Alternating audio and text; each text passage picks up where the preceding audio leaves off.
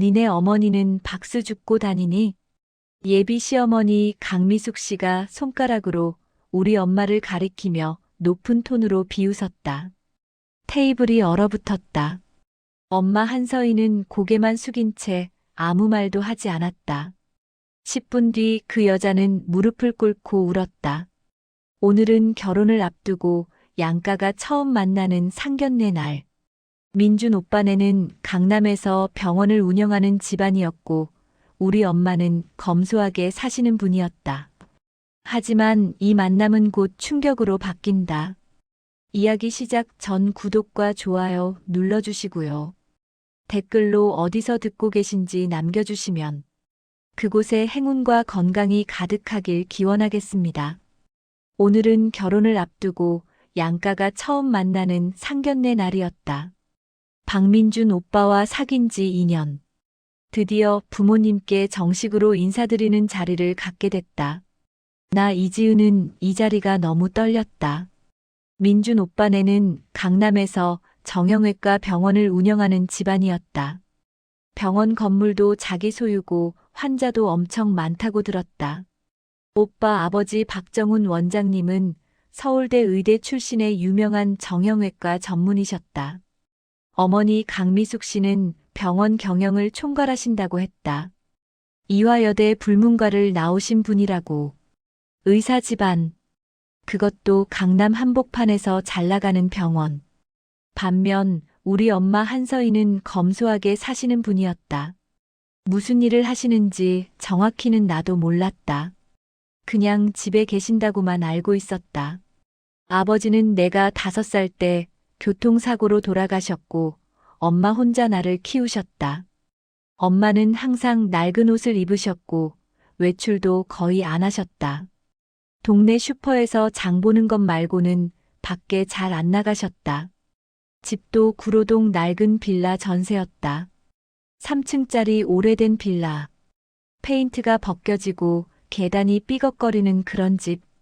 재개발 얘기가 나오는 동네였지만 우리는 전세라 별 상관없었다. 그런데 이상하게도 돈은 늘 있으셨다. 내 학비, 사교육비 전부 엄마가 대주셨다. 대학 등록금도 생활비도 전부 엄마가 보내주셨다. 한 번은 궁금해서 물어본 적이 있었다. 엄마, 우리 집 돈은 어디서 나와요? 엄마는 그냥 피식 웃으시며 걱정하지 말라고만 하셨다. 아빠가 남겨놓으신 게 있다고. 보험금이랑 저축한 돈으로 충분하다고.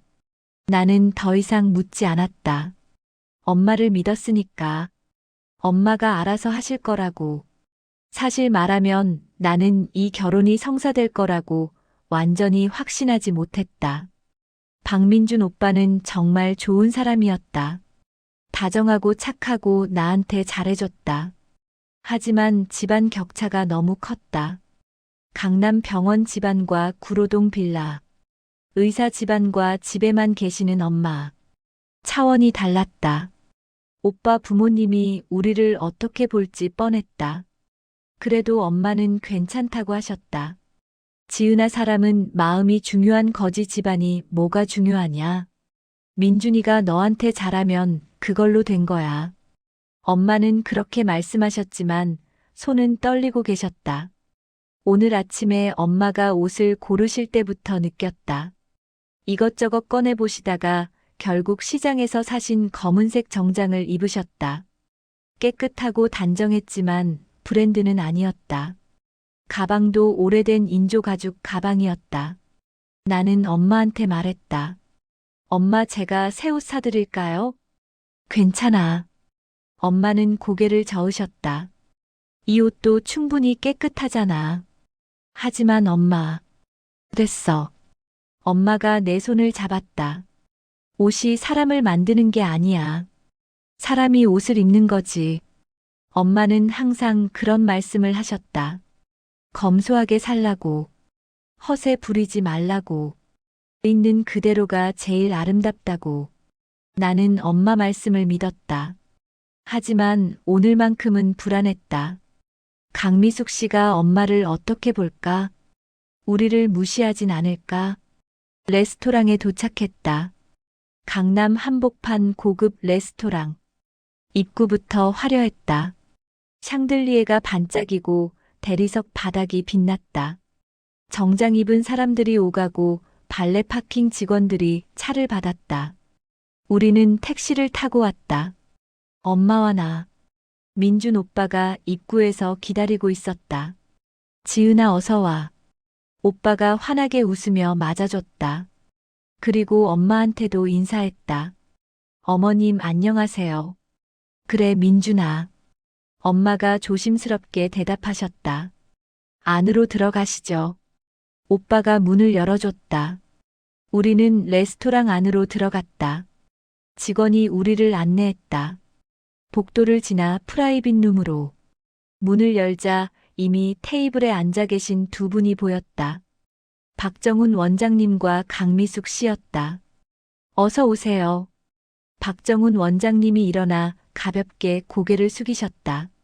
목소리는 정중했지만 표정은 딱딱했다. 마치 비즈니스 미팅에 온 것 같은 느낌. 감정이 없었다. 그리고 그 옆에 앉은 강미숙 씨. 그분은 우리를 보자마자 눈썹을 살짝 찌푸렸다. 엄마 옷차림을 위아래로 훑어보는 시선이 느껴졌다. 노골적이었다. 마치 물건을 감정하듯. 우리가 어떤 사람들인지 평가하는 눈빛. 나는 가슴이 철렁 내려앉았다. 이 사람들이 우리를 어떻게 보고 있는지 알 것 같았다. 아래로 무시하고 있었다. 처음부터 안녕하세요. 나는 애써 밝게 웃으며 인사했다. 처음 뵙겠습니다. 네. 강미숙 씨의 대답은 건조하고 짧았다. 엄마도 공손하게 허리를 숙이셨다. 안녕하세요. 처음 뵙겠습니다. 네, 안녕하세요. 강미숙 씨는 엄마를 똑바로 보지도 않았다. 그냥 고개만 살짝 끄덕이고 말았다. 우리는 자리에 앉았다. 테이블은 넓었고 세팅은 고급스러웠다. 은재 수저 크리스털 잔 고급 냅킨. 모든 게 반짝거렸다. 나는 엄마를 슬쩍 봤다. 엄마는 가만히 앉아 계셨지만 어깨가 약간 움츠러들어 있었다. 평소 엄마답지 않았다. 엄마는 원래 누구 앞에서든 당당하신 분이었다. 동네 사람들한테도 밝게 웃으시고 인기가 많으셨다. 하지만 지금은 달랐다. 이 자리가 엄마를 작게 만들고 있었다. 그게 내 마음을 아프게 했다. 웨이터가 와서 물을 따라줬다. 그리고 메뉴판을 건넸다. 강미숙 씨는 능숙하게 메뉴판을 펼쳤다. 오늘 풀코스로 할게요. 강미숙 씨가 직원한테 말했다. 에피타이저는 푸아그라로 하고요. 수프는 랍스터 비스크. 메인은 안심 스테이크 미디엄 레어로. 와인은 이걸로 주세요. 프랑스어가 섞인 메뉴 이름들을 줄줄 읽어내려갔다. 익숙했다. 이런 고급 레스토랑이 일상인 사람. 엄마는 메뉴판을 보시며 살짝 당황하신 것 같았다. 나도 마찬가지였다. 이런 고급 레스토랑은 처음이었다. 메뉴판에 가격표도 없었다. 그냥 요리 이름만 적혀 있었다. 가격을 물어보는 것 자체가 실례인 곳. 민준 오빠가 조심스럽게 물었다. 어머님 괜찮으세요? 혹시 드시기 불편한 음식 있으시면 말씀하세요. 아니야. 엄마가 작은 목소리로 대답하셨다. 다 괜찮아. 강미숙 씨가 그 모습을 놓치지 않았다. 혹시 이런 코스 요리 처음이세요? 목소리는 부드러웠지만 시선은 날카로웠다. 네, 자주 먹어본 적은 없습니다. 엄마가 솔직하게 대답하셨다. 아, 그러시구나. 강미숙 씨가 고개를 끄덕이며 살짝 웃었다. 그 웃음이 뭔가 이상했다. 동정이 아니었다. 비웃음에 가까웠다. 그럼 제가 설명을 좀 드릴게요. 강미숙 씨가 친절한 척하며 말했다. 이게 에피타이저고요. 그 다음에 수프가 나오고요. 메인 요리가 나오고 마지막에 디저트가 나와요. 포크는 바깥쪽부터 안쪽으로 사용하시면 되고요. 나이프는 오른손에, 포크는 왼손에. 마치 초등학생을 가르치듯 천천히 설명했다. 친절한 척하면서 사실상 무시하고 있었다. 우리가 이런 것도 모르는 무식한 사람들이라고 그렇게 말하고 있었다. 엄마는 조용히 고개를 끄덕이셨다. 아무 말도 하지 않으셨다. 저항도 변명도 없었다. 그냥 듣고만 계셨다. 그 모습이 내 가슴을 찢어 놓았다. 엄마, 왜 아무 말도 안 하세요? 왜 그냥 듣고만 계세요? 하지만 나도 말을 꺼내지 못했다.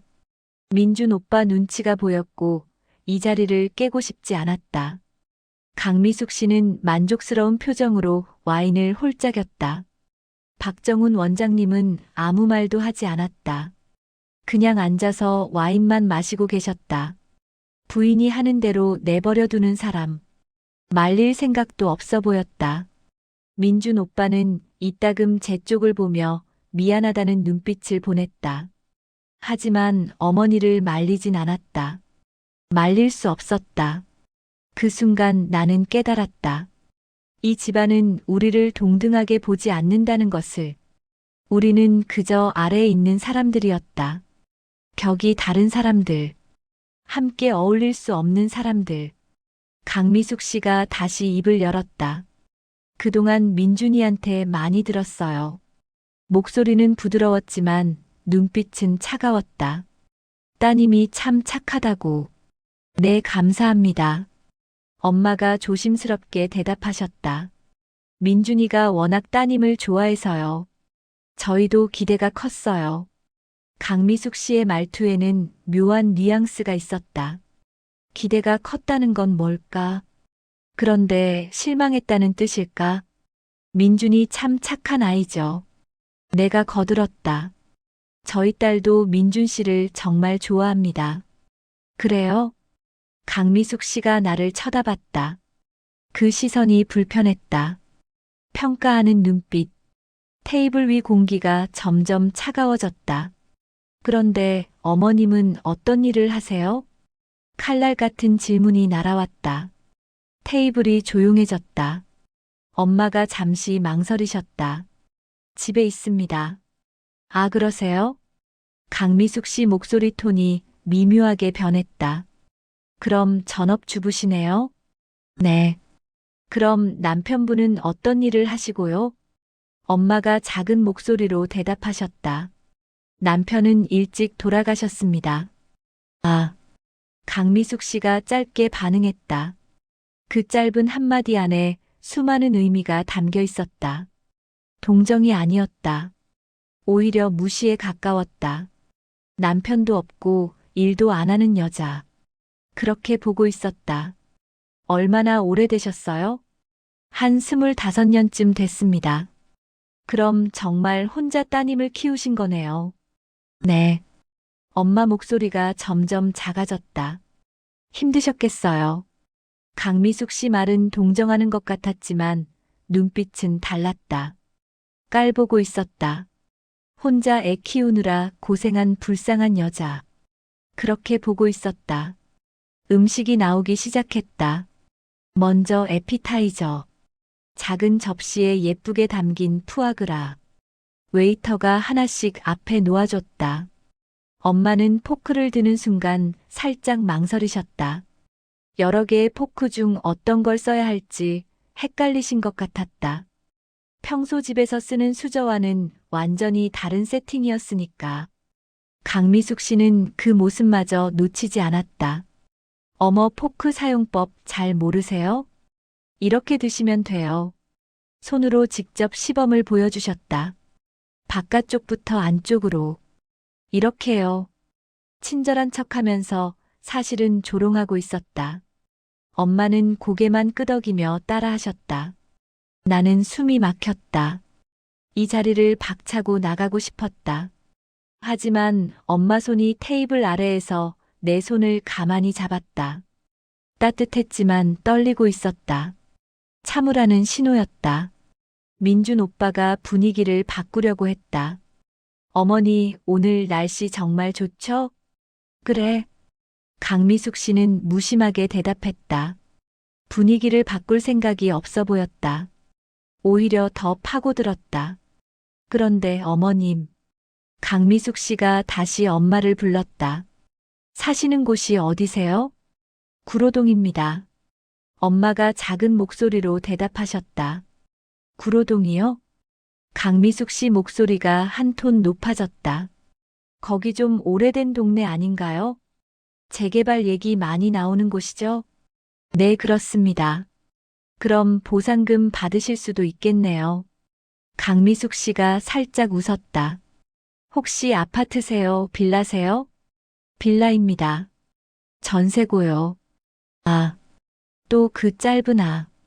강미숙 씨 얼굴에 실망이 스쳤다. 전세구나. 보상금도 없겠네. 말은 안 했지만 얼굴에 다 써 있었다. 테이블 위 공기가 얼음장처럼 차가워졌다. 박정훈 원장님은 여전히 와인만 마시며 아무 말도 하지 않았다. 민준 오빠는 이따금 제 쪽을 보며 미안하다는 눈빛을 보냈지만 어머니를 말리진 않았다. 말릴 수 없었다. 어머니 앞에서 아들은 힘이 없었다. 강미숙 씨는 점점 더 노골적으로 변해갔다. 수프가 나왔다. 랍스터 비스크. 진한 크림 수프.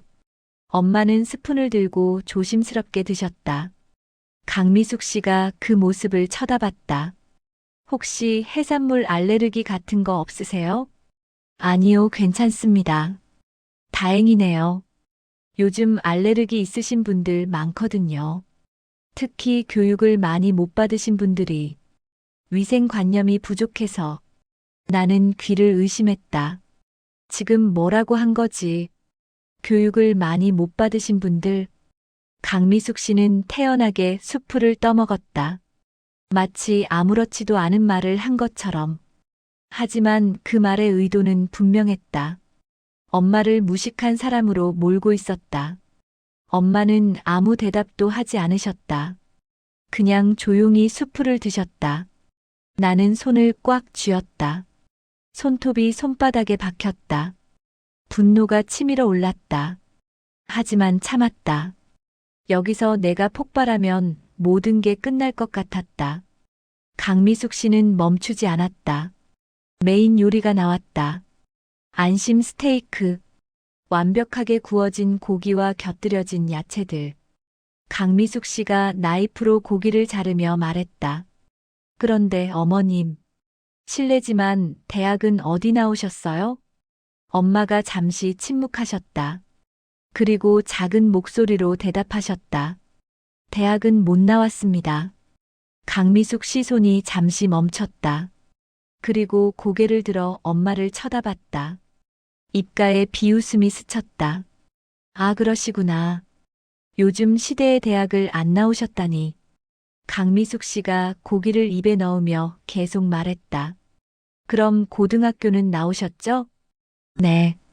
어느 고등학교요? 오여고입니다. 아, 거기. 강미숙 씨가 고개를 끄덕였다. 실업계 학교죠? 네, 그렇습니다. 그럼 배우신 게 별로 없으시겠네요. 엄마는 대답하지 않으셨다. 강미숙 씨는 자기 얘기를 시작했다.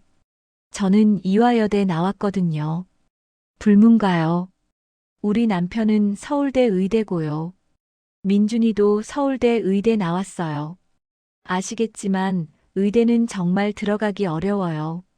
우리 민준이가 얼마나 공부를 열심히 했는지 몰라요. 강미숙 씨는 계속 자랑을 늘어놓았다. 엄마를 깎아내리면서 동시에 자기 가족을 치켜세우고 있었다. 대비시키고 있었다. 교육받은 사람들과 그렇지 못한 사람. 우리와 너희. 위와 아래. 엄마는 여전히 아무 말도 하지 않으셨다.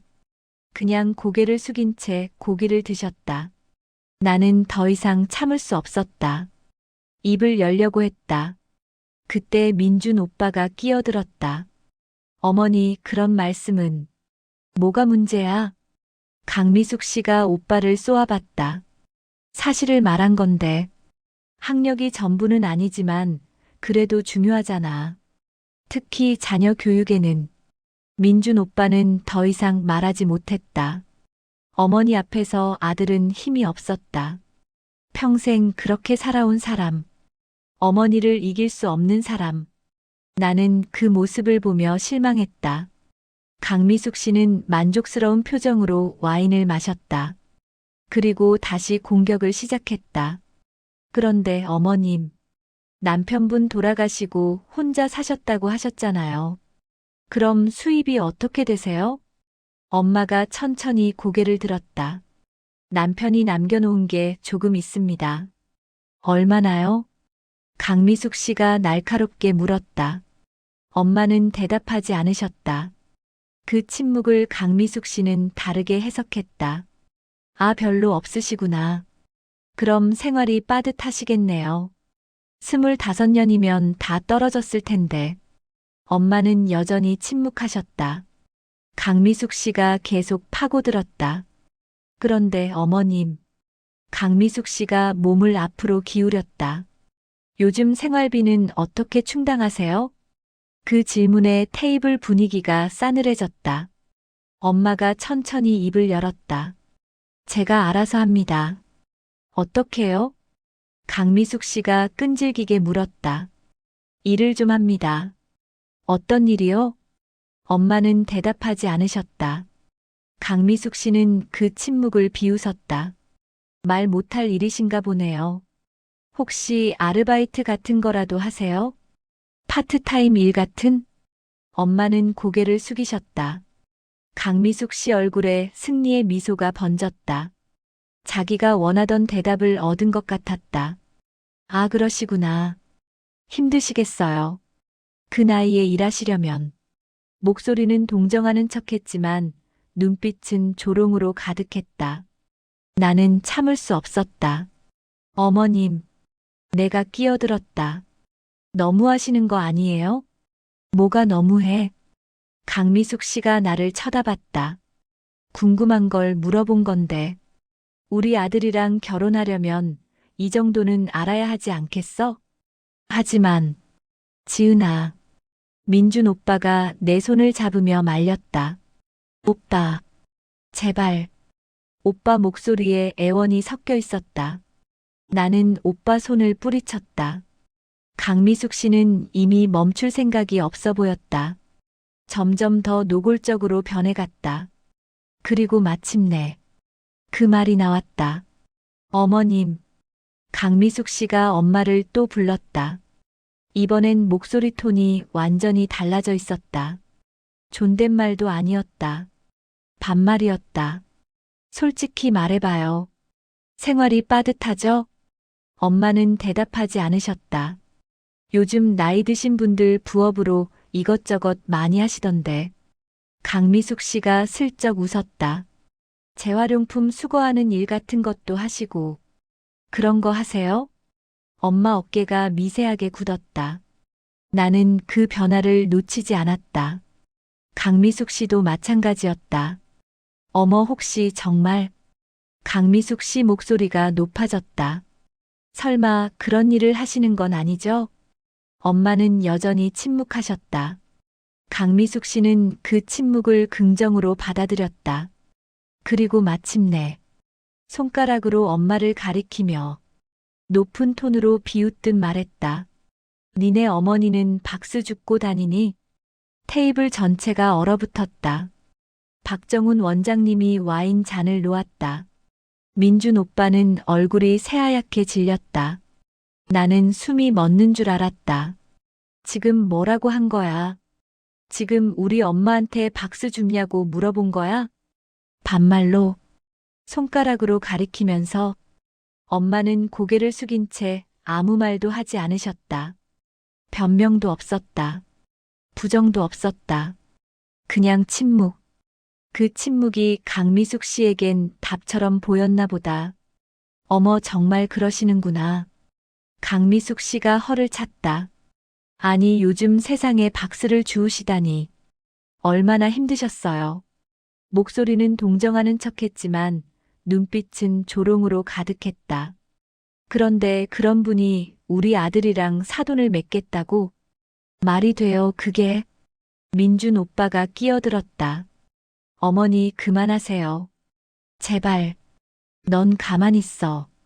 강미숙 씨가 오빠를 제지했다. 엄마 일은 엄마가 알아서 할게. 그리고 다시 우리 엄마를 봤다. 어머님. 아니, 이 말이 맞나. 박수 줍는 분한테 어머님이라고 불러야 하나. 이것 참. 나는 견딜 수 없었다. 자리에서 벌떡 일어났다. 어머님. 지금 무슨 말씀을 하시는 거예요? 내가 소리쳤다. 뭐가 문제야? 강미숙 씨가 나를 쳐다봤다. 사실을 말한 건데. 박수 줍는 게 문제가 아니라 그걸 숨긴 게 문제지. 우리한테 솔직하게 말했어야죠. 저희도 마음의 준비를 하고. 나는 믿을 수 없다는 표정으로 강미숙 씨를 쳐다봤다. 민준 오빠가 나를 말렸다. 지은아, 진정해. 오빠. 이게 진정할 일이야? 지금 저 사람이 우리 엄마를 뭘로 보는 건데? 엄마가 내 손을 잡았다. 괜찮아. 엄마 목소리는 평온했다. 너무 평온해서 오히려 무서웠다. 앉아. 엄마가 나를 앉혔다. 나는 떨리는 몸으로 자리에 앉았다. 눈물이 날 것 같았다. 하지만 참았다. 강미숙 씨는 만족스러운 표정으로 와인을 마셨다. 그리고 마지막 일격을 날렸다. 솔직히 말하면요. 강미숙 씨가 냅킨으로 입을 닦으며 말했다. 이런 집안과 우리 아들이 결혼한다는 게 말이 안 되거든요. 우리 민준이는 서울대 의대 나와서 전문의까지 땄어요. 앞날이 창창한 애예요. 병원도 물려받을 거고 재산도 많아요. 그런 애가 박수 줍는 집안이랑 결혼을 해? 말이 돼요, 그게? 엄마는 여전히 고개를 숙인 채였다. 아무 말도 하지 않으셨다. 강미숙 씨는 계속 이어갔다. 물론 따님은 착한 애 같아요. 민준이도 좋아하는 것 같고. 하지만 결혼은 개인끼리 하는 게 아니에요. 집안끼리 하는 거예요. 그런데 이렇게 격차가 크면 나중에 문제가 생겨요. 친척들 만날 때도 그렇고 경조사 때도 그렇고 다 어색하고 불편해요. 그래서 저는 이 결혼 반대예요. 솔직하게 말씀드리는 거예요. 테이블 위 공기가 무거웠다. 민준 오빠는 고개를 숙인 채 아무 말도 하지 못했다. 나는 눈물이 날 것 같았다. 이 자리가 너무 고통스러웠다. 하지만 엄마는 여전히 침묵하고 계셨다. 왜일까? 왜 엄마는 아무 말도 하지 않으시는 걸까? 변명도 화도 내지 않으시는 걸까? 나는 엄마를 봤다. 엄마는 고개를 숙인 채 가만히 앉아 계셨다. 움직이지 않으셨다. 마치 시간이 멈춘 것처럼. 왜 엄마는 아무 말도 안 하실까? 왜 저항하지 않으실까? 그리고 문득 기억이 났다. 며칠 전, 동네 슈퍼 앞에서 본 장면. 나는 회사에서 일찍 퇴근해서 집에 가는 길이었다. 버스에서 내려 집으로 걸어가고 있었다. 그때 앞에 누군가 허리를 구부리고 있는 모습이 보였다. 박스를 줍고 있었다.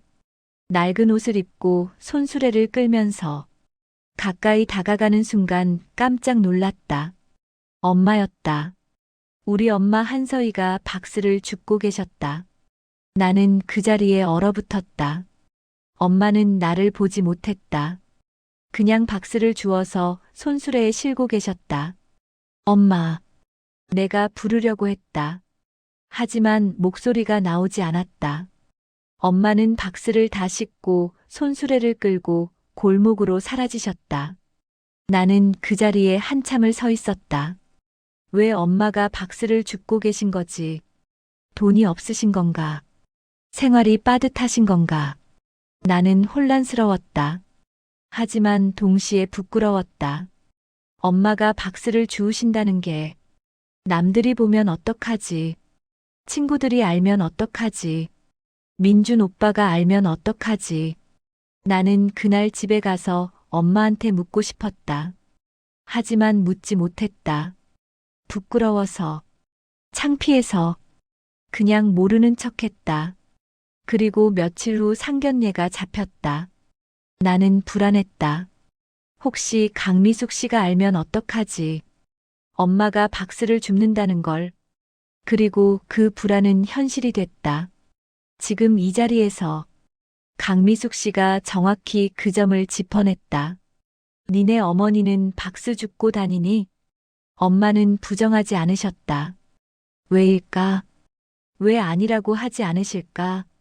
설령 줍는다고 해도 변명이라도 하시지. 하지만 엄마는 그냥 침묵하셨다.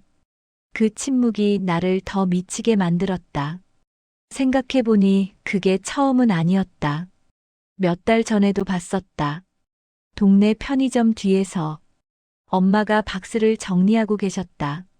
그때도 나는 못 본 척했다. 그리고 그 전에도 집 근처 재활용 수거함 앞에서 엄마가 박스를 골라내고 계신 걸 봤다. 그때도 못 본 척했다. 왜 엄마가 그러시는지 물어볼 용기가 없었다. 물어보면 뭔가 무너질 것 같았다.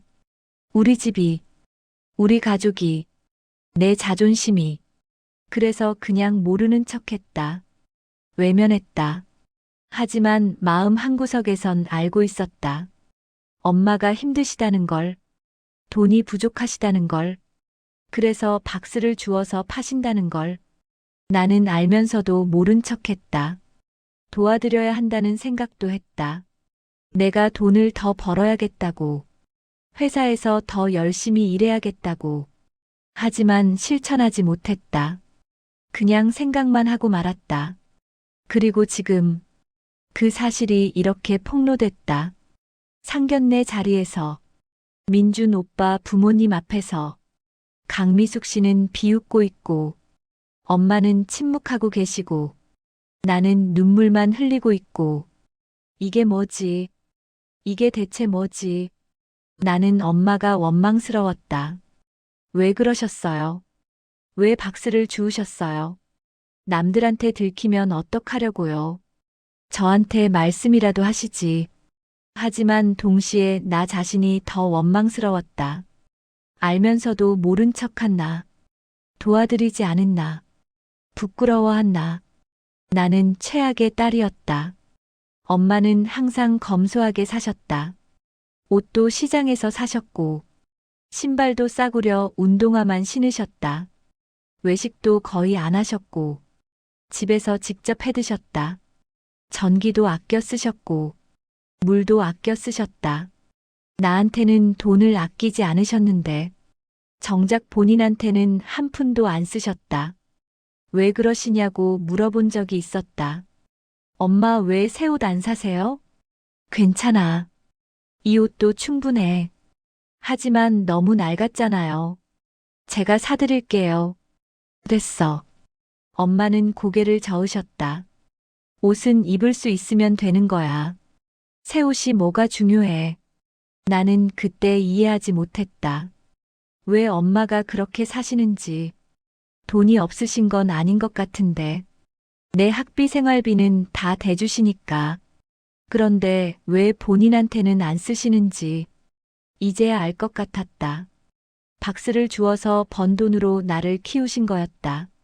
나한테는 돈을 아끼지 않으시면서 본인은 극도로 검소하게 사신 거였다. 나는 눈물이 났다. 엄마, 미안해요. 몰라봐서 미안해요. 대학 등록금을 낼 때마다 궁금했다. 엄마는 어디서 그 돈을 마련하시는 걸까? 한 학기에 몇백만 원씩, 4년 동안 계속. 결코 작은 돈이 아니었다. 엄마는 항상 현금으로 주셨다.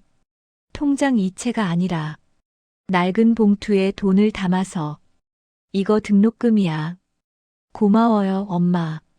공부 열심히 해. 나는 그 돈을 받아 쓰면서도 한 번도 묻지 않았다. 어디서 난 돈인지. 아빠 보험금이라고 하셨으니까. 그냥 그렇게 믿었다. 하지만 이제 생각해보니 아빠 보험금이 그렇게 많았을 리 없었다. 25년 전 보험금. 아무리 많아도 몇 천만 원 정도였을 것이다. 그걸로 25년을 살면서 나까지 키우기엔 부족했을 것이다. 그럼 엄마는 어디서 돈을 마련하신 걸까? 답은 하나였다. 박스. 엄마는 박스를 주어서 돈을 버신 거였다. 그 돈으로 나를 키우신 거였다. 학비, 생활비, 책값, 옷값. 전부. 나는 박스 줍는 돈으로 자란 거였다. 그 사실이 뼈저리게 다가왔다. 엄마, 고마워요. 미안해요. 나는 속으로 계속 되뇌었다. 하지만 입 밖으로는 꺼내지 못했다. 강미숙 씨가 계속 말하고 있었으니까. 정말 안 됐네요. 강미숙 씨가 계속 말했다. 그 나이에 박스를 주우셔야 한다니. 얼마나 힘드셨어요. 허리도 아프실 텐데. 목소리는 동정하는 척했지만 눈빛은 달랐다. 조롱하고 있었다. 즐기고 있었다. 우리를 짓밟는 걸. 그런데 말이에요. 강미숙 씨가 몸을 앞으로 기울이며 말했다. 그렇게 힘들게 사시면서 왜 따님한테는 말씀 안 하셨어요? 따님이 도와드릴 수도 있었잖아요. 엄마는 대답하지 않으셨다. 아, 혹시 강미숙 씨가 뭔가 깨달은 듯 말했다. 따님한테 창피해서 숨기신 거예요? 엄마 어깨가 미세하게 떨렸다. 강미숙 씨는 그걸 놓치지 않았다. 아, 그렇구나. 강미숙 씨가 고개를 끄덕였다. 이해해요. 딸한테는 자랑스러운 엄마로 보이고 싶으셨겠죠. 그래서 박수 줍는 걸 숨기신 거고. 강미숙 씨는 마치 모든 걸 이해한다는 듯 말했다. 하지만 그 말투는 오만했다. 위에서 아래를 내려다보는 태도. 불쌍한 사람을 동정하는 태도. 나는 견딜 수 없었다. 어머님, 제발 그만하세요. 내가 떨리는 목소리로 말했다. 왜 그래? 강미숙 씨가 나를 쳐다봤다. 사실을 말하는 건데. 우리 어머니는 내 목소리가 떨렸다. 열심히 사신 분이에요. 혼자서 저를 키우시느라 고생하셨어요. 그런 분을 이렇게 모욕하시면 안 돼요. 모욕? 강미숙 씨가 눈썹을 치켜 올렸다. 내가 언제 모욕했어? 그냥 궁금한 걸 물어본 건데. 박수 줍는 게 뭐가 문제야? 일하시는 건데. 하지만 어머니 말투가 어때서? 강미숙 씨가 나를 쏘아봤다. 예의 바르게 물어봤는데. 내가 너무 예민한 거 아니야? 나는 말문이 막혔다. 어머니 정말 그만하세요. 너 왜 자꾸 끼어들어? 강미숙 씨가 오빠를 쏘아봤다. 넌 가만히 있어. 이건 어른들 얘기야. 박민준 오빠는 더 이상 말하지 못했다. 강미숙 씨는 다시 나를 봤다. 지은 씨. 강미숙 씨가 내 이름을 불렀다. 나도 이해해요. 어머니 형편이 어려우신 거. 그래서 박스를 주우시는 거. 하지만 그게 부끄러운 일은 아니에요. 열심히 일하시는 건데. 나는 강미숙 씨를 쳐다봤다. 이 사람은 진심으로 그렇게 생각하는 걸까? 자기가 지금 위로하고 있다고 생각하는 걸까? 하지만 강미숙 씨 목소리가 차가워졌다. 그래도 결혼은 다른 문제예요. 우리 아들이 박수 줍는 집안이랑 결혼하는 건 저는 받아들일 수 없어요. 테이블이 다시 얼어붙었다. 나는 민준 오빠를 봤다. 오빠는 고개를 숙인 채 아무 말도 하지 못했다. 어머니 말에 반박하지 못했다. 그냥 침묵했다. 나를 지켜주지 못했다. 엄마를 지켜주지 못했다. 그 모습이 나를 실망시켰다. 2년을 사귀면서 오빠는 항상 나한테 잘해줬다. 다정하고 따뜻한 사람이었다. 힘들 때 옆에 있어줬고, 슬플 때 위로해줬고, 기쁠 때 함께 기뻐해줬다. 나는 오빠를 사랑했다. 결혼하고 싶었다. 평생 함께하고 싶었다. 하지만 오늘 오빠는 나를 지켜주지 못했다. 어머니가 우리 엄마를 모욕할 때 오빠는 침묵했다.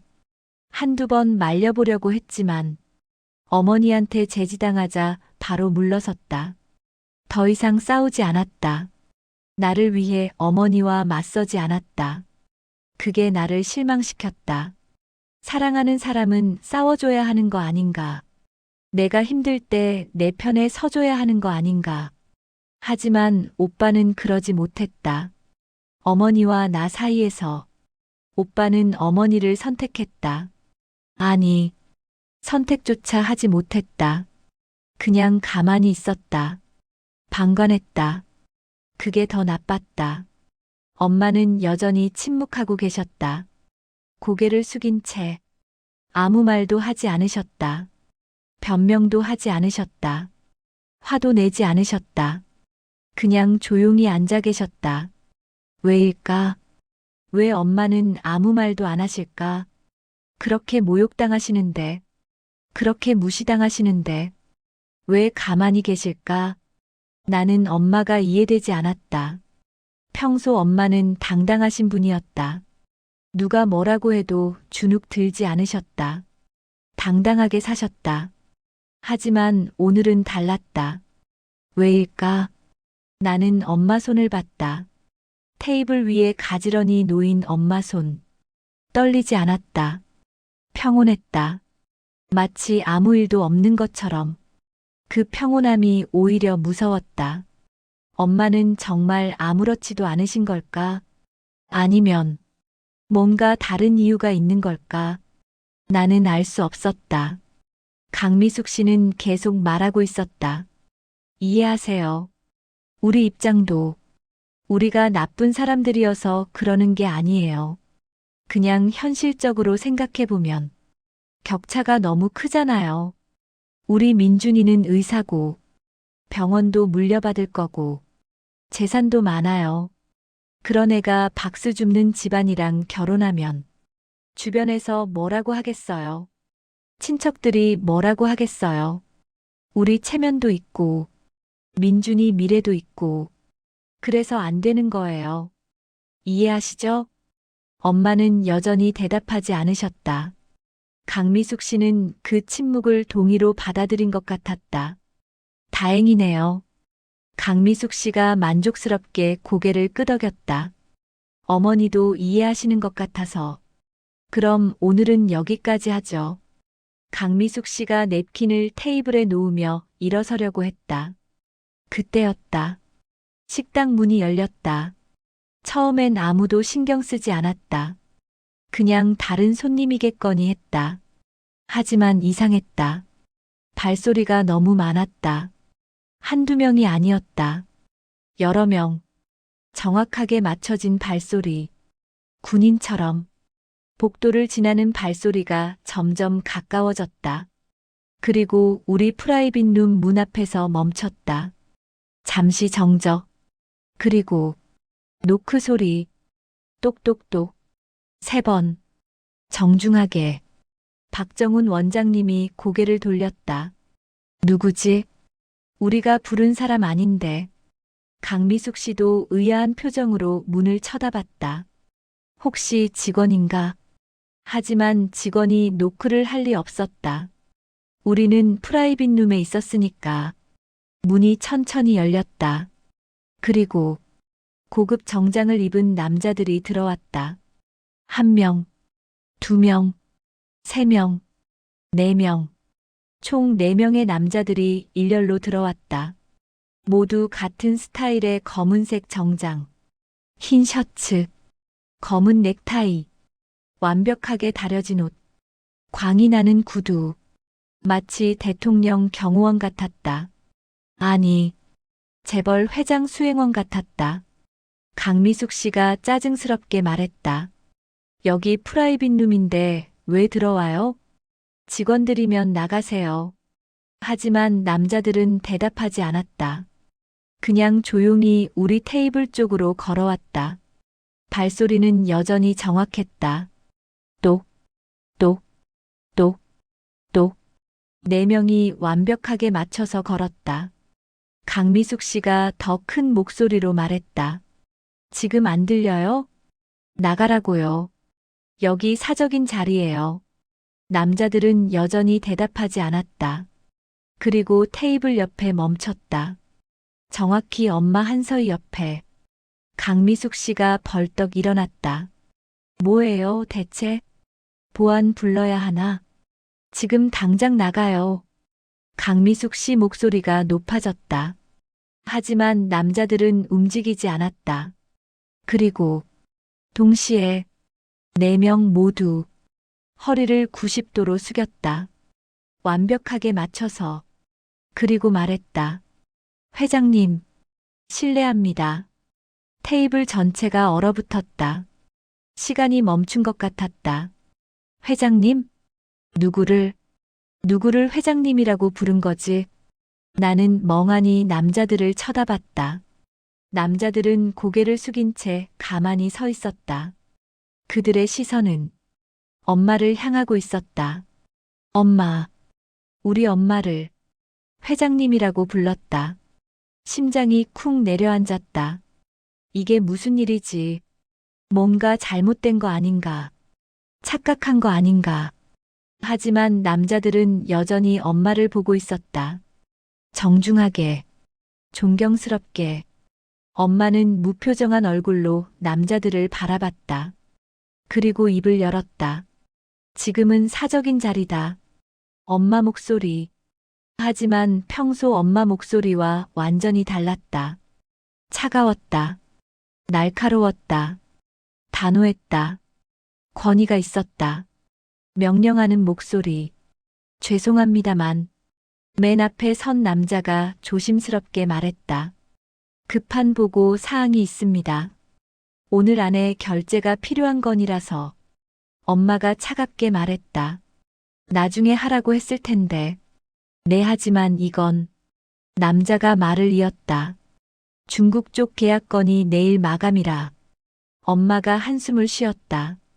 그럼 서류만 두고 가. 내가 나중에 볼 테니. 네, 알겠습니다. 남자가 서류 봉투를 테이블 위에 조심스럽게 놓았다. 고급스러운 가죽 봉투. 그 위에 금색 로고. 오호그룹. 나는 그 로고를 알고 있었다. 한국에서 손꼽히는 대기업. 건설 유통 IT까지. 손대지 않은 곳이 없는 재벌 그룹. 그 로고가 서류 봉투에 찍혀 있었다. 남자들이 다시 90도로 인사했다. 실례했습니다. 그리고 뒤돌아서서 나갔다. 발소리는 여전히 정확했다. 똑, 똑, 똑, 똑. 문이 닫혔다. 정적. 아무도 말하지 않았다. 아무도 움직이지 않았다. 모두 엄마를 쳐다보고 있었다. 나도 마찬가지였다. 엄마. 회장님? 오호그룹? 무슨 일이지? 도대체 무슨 일이 벌어진 거지? 박정훈 원장님이 먼저 입을 열었다. 혹시 지금 저 사람들이 회장님이라고. 목소리가 떨리고 있었다. 엄마는 대답하지 않으셨다. 그냥 테이블 위 서류 봉투를 집어드셨다. 봉투를 열어 서류를 꺼내셨다. 그리고 훑어보기 시작하셨다. 마치 이게 일상인 것처럼. 자연스럽게, 빠르게. 전문가의 손놀림. 강미숙 씨가 말을 더듬었다. 저기, 혹시 어머님이 그 회사랑 무슨 관계가? 엄마가 천천히 서류를 덮으셨다. 그리고 처음으로 강미숙 씨를 똑바로 쳐다봤다. 평소 엄마 눈빛과 달랐다. 차가웠다. 날카로웠다. 강했다. 내가 만든 회사야. 엄마 목소리는 평온했다. 하지만 그 한마디가 테이블을 폭탄처럼 터뜨렸다. 뭐라고요? 강미숙 씨가 되물었다. 오호그룹. 엄마가 담담하게 말했다. 내가 30년 전에 만들었어. 지금은 경영에서 손 뗐지만 나는 입이 떡 벌어졌다. 우리 엄마가 오호그룹을 만들었다고? 재벌이라고? 믿을 수 없었다. 민준 오빠도 얼굴이 새하얗게 질렸다. 강미숙 씨는 말을 잇지 못했다. 입만 벙긋거릴 뿐이었다. 박정훈 원장님도 와인 잔을 놓은 채 굳어 있었다. 그럼 지금까지. 강미숙 씨가 겨우 말을 이었다. 왜 말씀을 안 하신 거예요? 엄마가 되물었다. 말할 필요가 있었나? 사람을 볼 때 그 사람이 가진 돈으로 보는 게 아니라 그 사람의 됨됨이로 봐야 하는 거 아닌가? 엄마 목소리는 차갑고 명확했다. 그래서 일부러 검소하게 살았어. 옷도 싸게 입고 집도 작은 곳에서 살았지.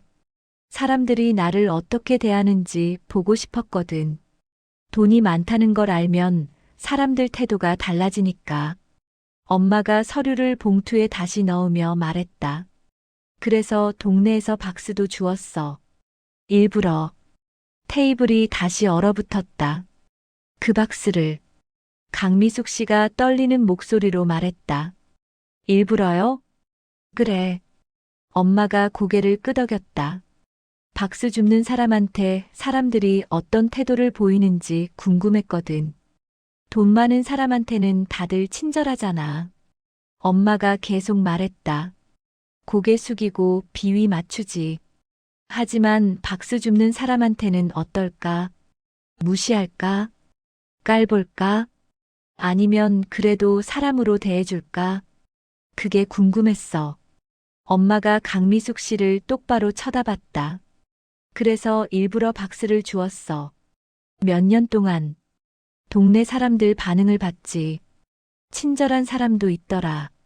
그냥 지나가는 사람도 있고, 무시하는 사람도 있고, 그리고 엄마가 잠시 멈췄다. 오늘 당신 같은 사람도 만났지. 강미숙 씨 얼굴이 새하얗게 변했다. 손이 떨렸다. 와인 잔을 쥔 손이 파르르 떨리고 있었다. 박정훈 원장님이 황급히 말했다. 저희가 몰라 뵙고 진심으로 죄송합니다. 어머님, 아니 회장님. 엄마가 손을 들어 막았다. 호칭은 상관없어요. 엄마가 담담하게 말했다. 난 별로 기분 나쁘지 않아요. 사실, 오히려 잘 됐어요. 잘 됐다고요? 박정훈 원장님이 되물었다. 그래요.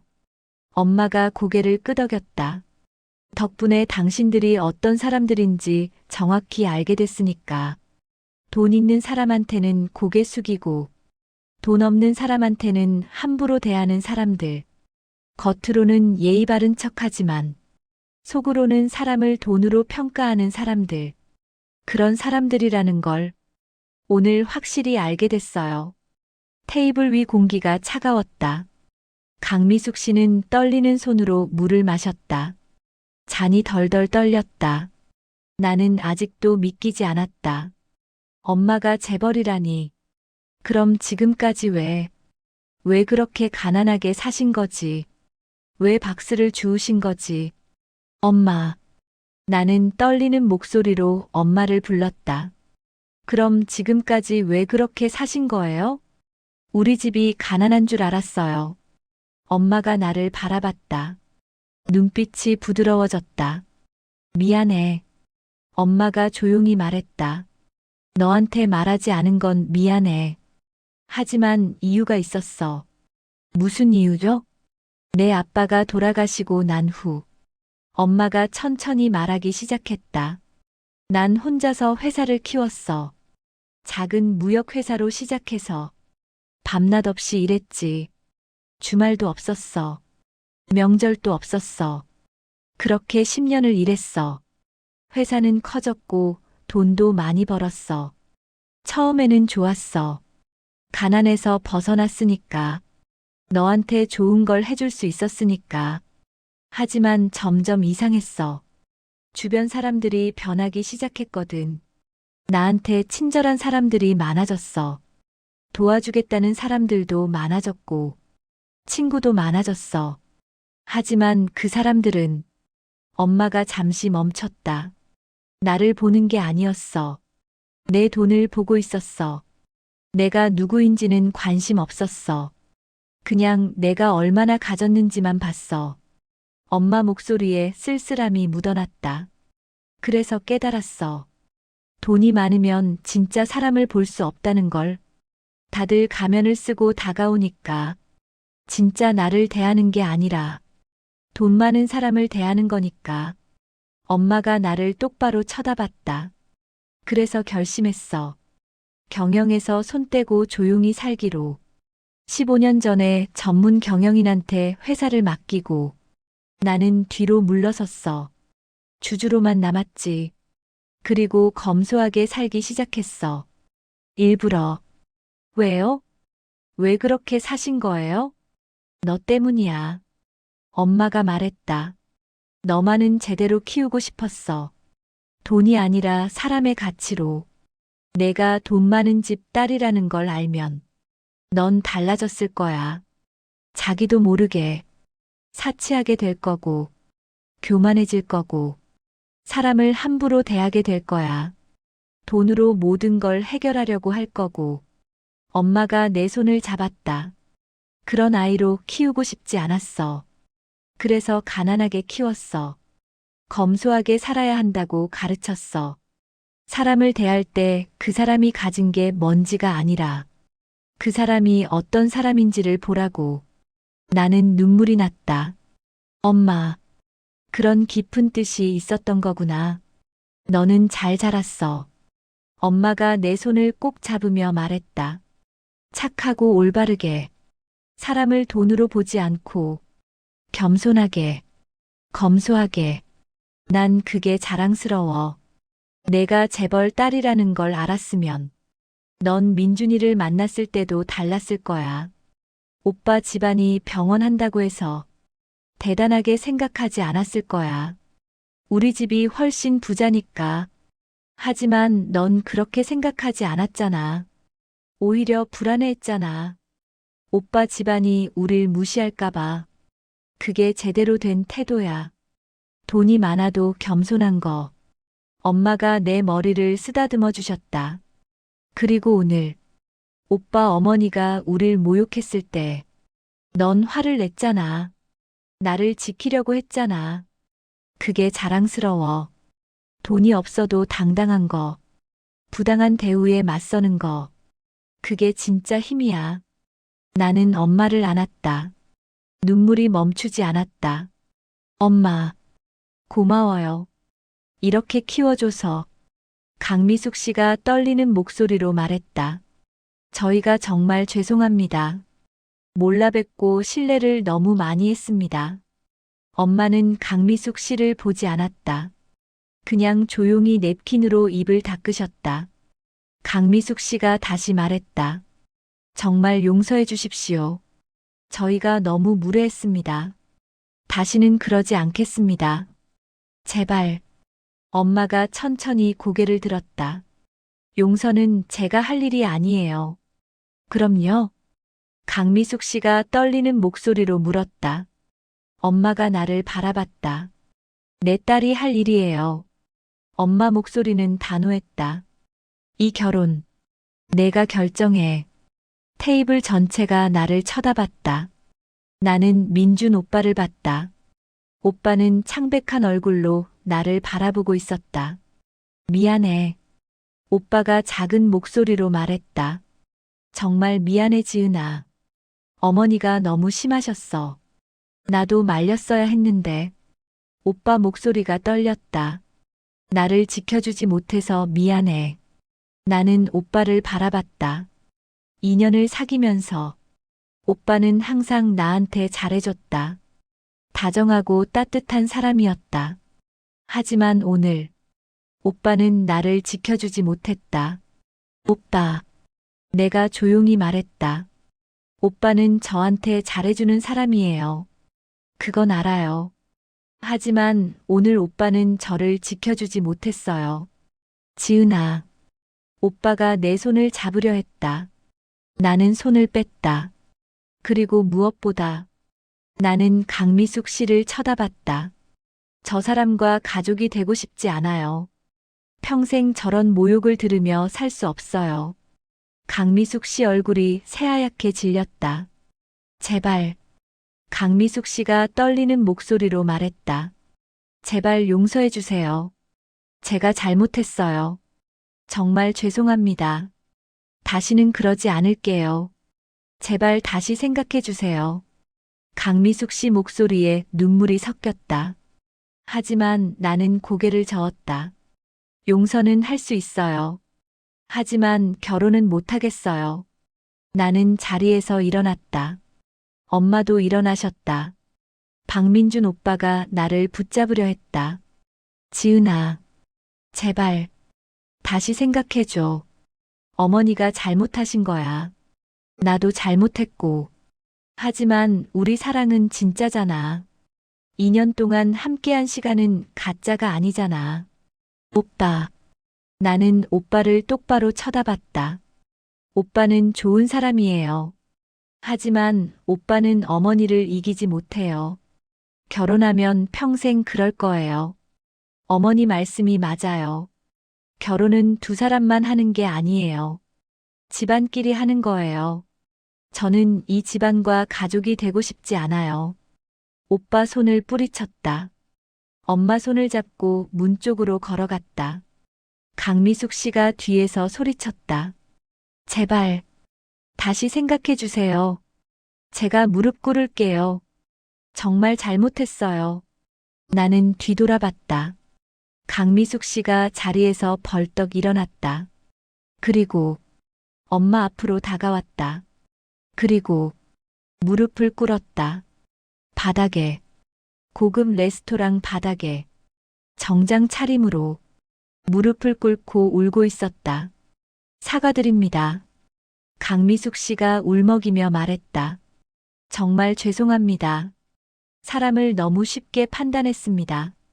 돈으로만 봤습니다. 제가 교만했습니다. 제발 용서해 주십시오. 엄마는 그녀를 내려다봤다. 표정은 평온했다. 화도 없었고 동정도 없었다. 그냥 담담했다. 일어나세요. 엄마가 조용히 말했다. 무릎 꿇는다고 해서 달라지는 건 없어요. 당신이 어떤 사람인지는 이미 봤으니까. 엄마가 나를 보며 말했다. 가자. 나는 고개를 끄덕였다. 우리는 문을 열고 나갔다. 뒤에서 강미숙 씨 우는 소리가 들렸다. 박민준 오빠가 부르는 소리도 들렸다. 하지만 나는 뒤돌아보지 않았다. 앞만 보고 걸었다. 엄마와 함께 복도를 걷는 동안 아무 말도 하지 않았다. 엄마도, 나도 그냥 걸었다. 앞으로 레스토랑 직원들이 우리를 쳐다봤다. 아마 뭔가 이상하다고 생각했을 것이다. 식사도 안 하고 나가는 사람들. 하지만 상관없었다. 우리는 계속 걸었다. 로비를 지나, 입구를 지나, 밖으로 나왔다. 차가운 밤 공기가 얼굴을 때렸다. 나는 그제야 숨을 크게 들이쉬었다. 답답했던 가슴이 조금 풀리는 것 같았다. 엄마가 내 어깨를 감싸주셨다. 괜찮아? 엄마가 조용히 물었다. 나는 고개를 끄덕였다. 하지만 눈물이 났다. 잘한 거 맞죠, 엄마? 그래. 엄마가 내 머리를 쓰다듬어 주셨다. 잘했어. 내가 자랑스러워. 나는 엄마 품에 안겼다. 그리고 한참을 울었다. 2년을 사귄 사람과 헤어진다는 게 슬펐다. 하지만 동시에 홀가분했다. 저런 사람들과 평생을 가족으로 살 생각을 하니 숨이 막혔다. 차라리 지금 끝내는 게 나았다. 엄마가 내 등을 토닥여 주셨다. 울어. 다 울어. 나는 엄마 품에서 한참을 울었다. 지나가는 사람들이 우리를 쳐다봤지만 상관없었다. 한참 후 나는 고개를 들었다. 엄마. 응? 엄마는 정말 재벌이에요? 엄마가 피식 웃으셨다. 그래. 놀랐지? 완전히요. 나는 솔직하게 대답했다. 왜 진작 말 안 하신 거예요? 말하면 내가 달라질까봐. 엄마가 내 볼을 쓰다듬어 주셨다. 돈이 많다는 걸 알면 사람이 변하거든. 자기도 모르게 허영심이 생기고 교만해지고 난 내가 그렇게 잘하는 걸 원하지 않았어. 그래서 검소하게 살았던 거예요?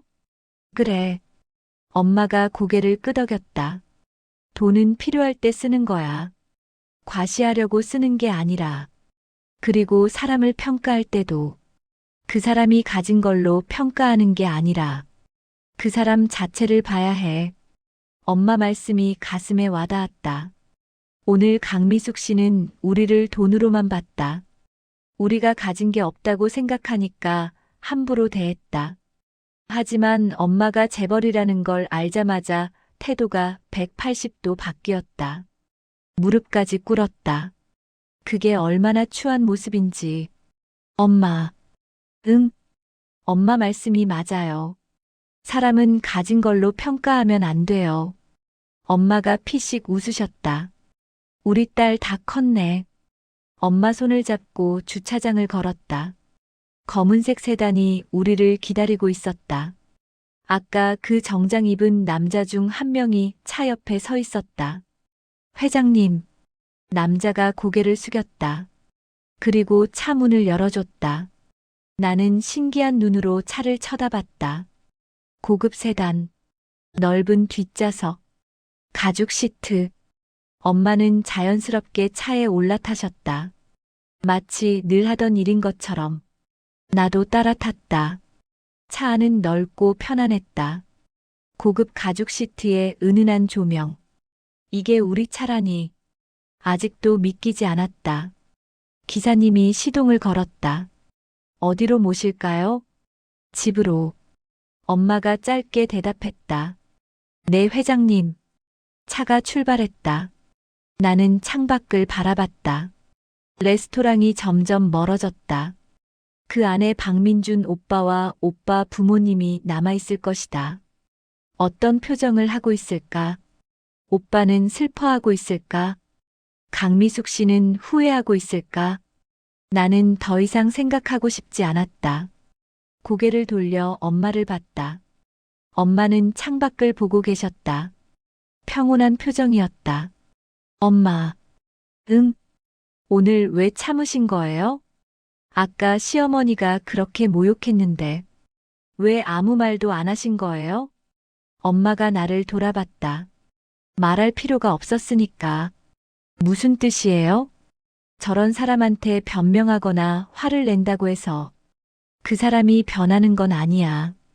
오히려 그 사람 수준에 내가 맞춰주는 것밖에 안 돼. 엄마가 조용히 말했다. 그래서 그냥 지켜봤어. 저 사람들이 어떤 사람들인지, 그리고 내가 어떤 선택을 할지. 나는 엄마를 바라봤다. 엄마는 알고 계셨던 거구나. 내가 결혼을 포기할 거라는 걸. 엄마가 피식 웃으셨다. 내가 어떤 아이인지 내가 제일 잘 알지. 우리 딸은 옳지 않은 걸 참지 못하는 아이야. 설령 그게 사랑하는 사람이라도.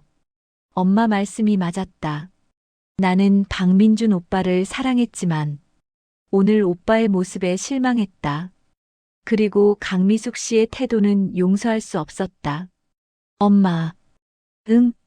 우리 집이 이렇게 부자였는데 왜 저는 몰랐어요? 물어본 적도 없잖아. 엄마가 웃으셨다. 그래요. 나는 인정했다. 사실 궁금하긴 했지만 깊이 파고들지 않았다. 엄마를 믿었으니까. 엄마가 알아서 하실 거라고. 그래도 이렇게 큰 비밀이었을 줄은 몰랐어요. 비밀이라기보단 그냥 말할 타이밍이 없었던 거지. 엄마가 내 손을 잡았다. 이제 알았으니까 됐어. 그럼 이제 저도 부자예요? 나는 장난스럽게 물었다. 글쎄. 엄마가 장난스럽게 대답했다. 내가 스스로 벌어야 진짜 내 돈이지. 내가 물려줄 건 물려줄 거야. 하지만 그건 내가 제대로 된 사람이 됐을 때. 지금은 아직 일러. 에이. 나는 웃었다. 하지만 마음 한구석이 따뜻했다. 엄마는 나를 망치지 않으려고 끝까지 노력하고 계셨다. 차가 구로동에 도착했다. 낡은 빌라 앞에 차가 섰다. 기사님이 차 문을 열어줬다. 나는 내리면서 빌라를 올려다봤다. 3층 낡은 빌라. 페인트가 벗겨진 외벽. 녹슨 철문. 하지만 이곳이 우리 집이었다. 엄마는 재벌이지만 여기서 사셨다. 나를 제대로 키우기 위해. 엄마. 응. 사랑해요. 나는 엄마를 꼭 안았다. 엄마도 나를 안아주셨다. 나도 사랑해. 우리 딸. 기사님이 조용히 차로 돌아가 떠났다. 우리는 빌라로 들어갔다. 계단을 올라 3층 우리 집 문을 열었다. 익숙한 냄새. 오래된 집 특유의 냄새. 하지만 따뜻했다. 엄마가 불을 켰다. 좁은 거실에 낡은 소파. 작은 식탁. 오래된 TV. 모든 게 그대로였다. 하지만 이제는 달라 보였다. 이 검소함이, 이 낡음이 엄마의 선택이었다는 걸 알았으니까. 엄마가 부엌으로 가셨다. 배고프지?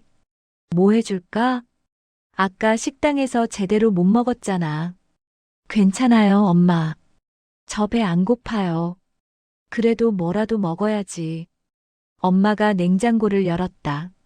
라면 끓여줄까? 좋아요. 나는 소파에 앉았다. 그리고 웃었다. 재벌 회장님 한서희가 낡은 빌라에서 라면을 끓여주신다. 너무 웃겨서 피식 웃음이 나왔다. 왜 웃어? 엄마가 물었다. 아니, 그냥. 웃겨서요. 엄마는 재벌인데 라면 끓이시고. 그게 뭐 어째. 엄마도 웃으셨다. 라면도 맛있는데. 맞아요. 나도 웃었다. 엄마는 냄비에 물을 넣고 라면을 끓이기 시작하셨다. 익숙한 손놀림. 평생 해오신 일. 나는 그 모습을 바라보며 생각했다. 55그룹 회장님이 한국에서 손꼽히는 재벌이 지금 낡은 빌라 부엌에서 라면을 끓이고 계신다. 그게 이상하지 않았다. 오히려 자연스러웠다. 엄마는 원래 그런 분이셨으니까. 겸손하고 검소하고 돈이 많아도 사치하지 않고 사람을 돈으로 보지 않는 분. 라면이 끓는 냄새가 났다. 고소하고 따뜻한 냄새. 엄마가 라면을 그릇에 담아왔다. 먹어. 나는 라면을 한 입 먹었다. 맛있었다. 고급 레스토랑 음식보다 훨씬 맛있었다. 엄마도 같이 앉아서 드셨다. 우리는 한동안 말없이 라면을 먹었다. 그리고 문득 웃음이 났다. 재벌 회장님이 낡은 빌라에서 라면을 드시는 모습. 그것도 딸이랑 같이. 엄마도 웃으셨다. 우리는 함께 라면을 다 먹었다. 엄마가 그릇을 치우셨다. 나는 소파에 앉아 TV를 켰다. 뉴스가 나오고 있었다. 55그룹 신규 사업 진출. 뉴스에서 엄마 회사 이야기가 나왔다. 신기했다. 저 회사가 우리 엄마 회사라니. 엄마가 부엌에서 설거지를 하고 계셨다. 고무 장갑을 끼고 그릇을 닦는 모습. 여전히 평범한 엄마였다. 하지만 동시에 대단한 사람이었다. 나는 엄마가 더 존경스러워졌다. 엄마. 응. 오늘 고마웠어요. 뭐가? 나를 지켜주셔서요. 그리고 그동안 저를 바르게 키워주셔서요. 엄마가 설거지를 멈추고 나를 돌아보셨다. 당연한 걸 뭘. 엄마가 웃으셨다. 너는 내 딸이잖아. 나는 엄마를 안았다. 엄마도 나를 안아주셨다. 젖은 손으로. 따뜻했다. 며칠이 지났다. 나는 일상으로 돌아왔다. 회사에 출근하고, 일하고, 평범한 일상. 하지만 뭔가 달라진 게 있었다. 사람을 보는 눈이 달라졌다. 예전에는 사람의 겉모습을 많이 봤다. 어떤 옷을 입는지, 어떤 차를 타는지, 어떤 직업을 가졌는지. 하지만 이제는 그 사람 자체를 보게 됐다. 어떤 마음을 가졌는지, 어떤 태도로 사람을 대하는지, 그게 더 중요하다는 걸 알게 됐다. 엄마가 가르쳐 준 것이었다. 회사 동료가 다가왔다. 지은 씨 점심 먹으러 갈래요? 좋아요. 나는 일어나 동료와 함께 구내식당으로 갔다. 밥을 먹으며 동료가 물었다. 지은 씨 남자친구랑 헤어졌다며요? 네. 나는 담담하게 대답했다. 왜요? 잘 사귀는 줄 알았는데. 집안 문제요. 나는 짧게 말했다. 아, 동료가 고개를 끄덕였다. 그런 거구나. 힘들었겠다. 괜찮아요. 나는 웃으며 말했다. 이미 정리했어요. 동료가 내 어깨를 두드려줬다. 금방 좋은 사람 만날 거예요. 고마워요. 우리는 밥을 먹고 사무실로 돌아왔다. 오후 업무를 시작하려는데 팀장이 나를 불렀다. 지은 씨 잠깐 와봐요. 네. 나는 팀장 자리로 갔다. 팀장이 서류를 건넸다. 이번 신규 프로젝트 맡아볼래요? 큰 프로젝트예요. 무슨 프로젝트인데요? 오호그룹이랑 협업하는 건데요. 그쪽에서 우리 회사를 지목했어요. 나는 서류를 받아들었다. 오호그룹. 엄마 회사였다. 혹시 엄마가 관여한 건가? 아니야. 그럴 리 없어. 엄마는 경영에서 손 뗐다고 했으니까. 그냥 우연의 일치겠지. 하겠습니다. 나는 대답했다. 좋아요. 열심히 해봐요. 네, 팀장님. 나는 자리로 돌아와 서류를 펼쳤다. 큰 프로젝트였다. 잘하면 승진할 수도 있을 것 같았다.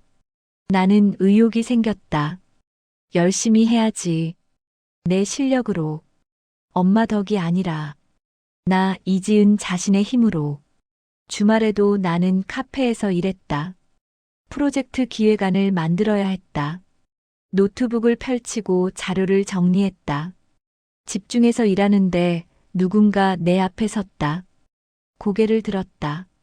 박민준 오빠였다. 지은아. 오빠가 조심스럽게 불렀다. 나는 놀랐다. 오빠. 여기서 뭐 해요? 우연히 지나가다가 봤어. 오빠가 말했다. 잠깐 얘기 좀 할 수 있을까? 나는 잠시 망설였다.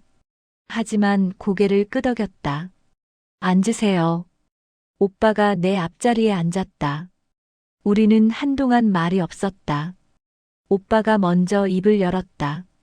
지은아, 그동안 어떻게 지냈어? 잘 지냈어요. 나는 담담하게 대답했다. 오빠는요? 나도. 오빠가 작은 목소리로 말했다. 뭐 그럭저럭. 우리는 다시 침묵했다. 오빠가 용기를 내서 말했다. 지은아, 미안해. 정말 미안해. 그날 일, 괜찮아요. 나는 오빠를 막았다. 이미 지난 일이에요. 하지만, 오빠가 말을 이었다. 나도 많이 생각해봤어. 어머니한테도 말씀드렸어. 그날 너무 심하셨다고. 어머니도 후회하고 계셔. 나는 고개를 저었다. 오빠, 이미 끝난 일이에요. 후회한다고 해서 달라지는 건 없어요. 지은아, 다시 시작할 수 없을까? 오빠가 간절하게 물었다. 나는 오빠를 똑바로 쳐다봤다. 오빠는 좋은 사람이에요. 지금도 그렇게 생각해요. 하지만 우리는 안 맞아요. 오빠는 어머니를 이기지 못해요. 그리고 저는 그런 관계를 원하지 않아요. 오빠 얼굴이 굳었다. 그래. 오빠가 고개를 끄덕였다. 내 말이 맞아. 나는 어머니를 이기지 못해. 평생 그랬어. 오빠 목소리에 자조가 섞였다. 미안해, 지은아. 내가 더 강했어야 했는데. 괜찮아요. 나는 오빠 손을 가볍게 잡았다. 오빠 잘못이 아니에요. 그냥 우리가 안 맞았던 거예요. 오빠도 좋은 사람 만나실 거예요. 오빠가 쓸쓸하게 웃었다. 고마워.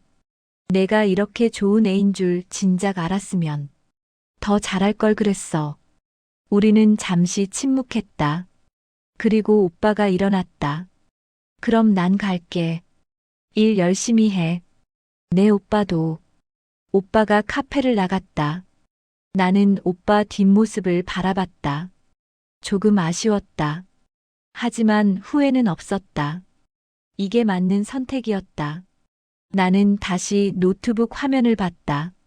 그리고 일을 계속했다. 3개월 후, 프로젝트 최종 발표 날이었다. 나는 회의실에서 프레젠테이션을 준비했다. 5호그룹 임원들이 자리에 앉았다. 우리 회사 팀장과 임원들도 함께였다. 긴장됐지만 자신 있었다. 3개월 동안 열심히 준비했으니까 발표를 시작했다. 신제품 마케팅 전략, 타겟 고객 분석, 예상 매출, 모든 걸 차근차근 설명했다. 사람들이 집중해서 들었다. 중간중간 질문이 나왔다. 나는 침착하게 대답했다. 발표가 끝났다. 박수 소리가 들렸다. 잘 들었습니다. 5호그룹 임원이 말했다. 훌륭한 기획안이네요. 이대로 진행하죠. 감사합니다. 나는 고개를 숙였다. 미팅이 끝나고 팀장이 내게 다가왔다. 지은 씨 정말 잘했어요. 이번 프로젝트 성공하면 승진 확정이에요. 감사합니다, 팀장님. 나는 기뻤다. 내 노력이 인정받는 느낌. 이게 진짜 성취감이구나. 회사로 돌아오는 길에 엄마한테 전화했다. 엄마, 저 발표 잘 끝났어요. 그래, 잘했구나. 엄마 목소리가 따뜻했다.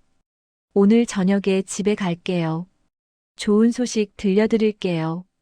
그래, 기다릴게. 나는 기분 좋게 퇴근했다. 엄마가 준비해주신 저녁을 먹으며 오늘 일을 얘기했다. 엄마는 환하게 웃으셨다. 잘했어. 우리 딸, 자랑스럽다. 고마워요, 엄마. 나는 엄마 손을 잡았다.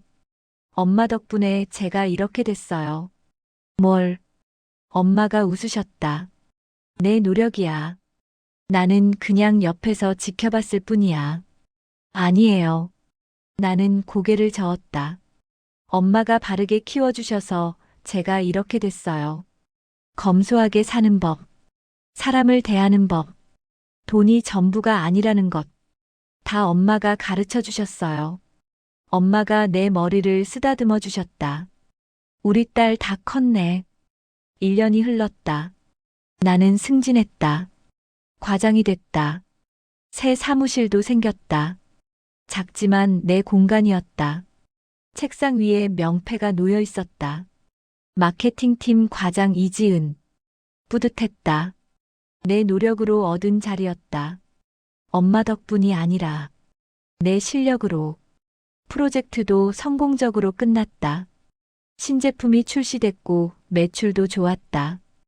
회사에서 인정받았다. 동료들도 축하해줬다. 삶이 즐거웠다. 일도 재미있고 성취감도 느꼈다.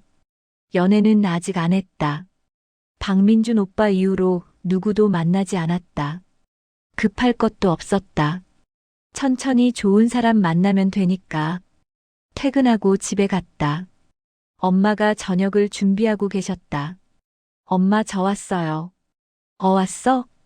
엄마가 웃으며 맞아주셨다. 오늘 뭐 있었어? 별일 없었어요. 나는 소파에 앉았다. 그냥 평범한 하루였어요. 평범한 게 제일 좋은 거지. 엄마가 말씀하셨다. 맞아요. 나는 고개를 끄덕였다. 우리는 함께 저녁을 먹었다. 평범한 저녁, 평범한 대화. 하지만 행복했다. 이게 진짜 행복이구나. 큰 집도 비싼 차도 필요 없었다. 엄마와 함께 밥 먹고 얘기하는 것. 그게 제일 소중했다. 밥을 다 먹고 나서 엄마가 말씀하셨다. 지은아, 내 엄마, 너한테 줄 게 있어. 뭔데요? 엄마가 서재로 가서 서류 봉투를 가져오셨다. 이거. 엄마가 봉투를 내밀었다. 나는 봉투를 받아 열었다. 주식 증서였다. 55그룹 주식, 그리고 다른 회사 주식들도. 엄마 이게 뭐예요? 내 몫이야. 엄마가 조용히 말했다. 내가 내 앞으로 옮겨놓은 거야. 얼마나 돼요? 글쎄, 정확히는 모르겠지만 몇백억은 될 거야. 나는 입이 떡 벌어졌다. 몇백억? 그래. 엄마가 고개를 끄덕였다. 하지만 조건이 있어.